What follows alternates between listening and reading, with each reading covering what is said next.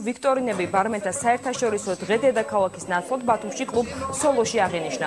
პროფესიული დღესასწაული ბარმენებს საქართველოს ბარმენთა ასოციაციის პრეზიდენტმა და აჭარაში მოქმედი პროფესიული კოლეჯების ხელმძღვანელებმა მიულოცეს.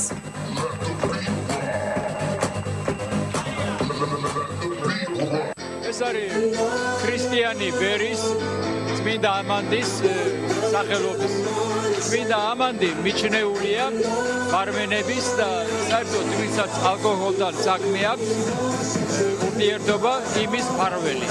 თუ თბილისში აღნიშნავდით, მაგრამ ეხლა გადავწყვიტეთ აღნიშნოთ აქ. რატომ? იმიტომ რომ აჭარის რეგიონი განვითარდა ან ჩვენი მიმართულებით ბარმენების აქ კარგი ბარმენები გაიზარდნენ.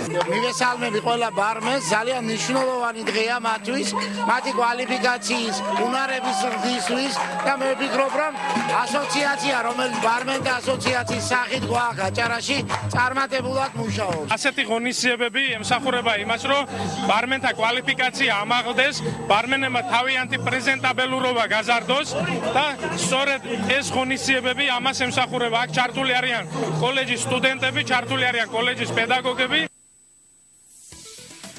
ასეთი იყო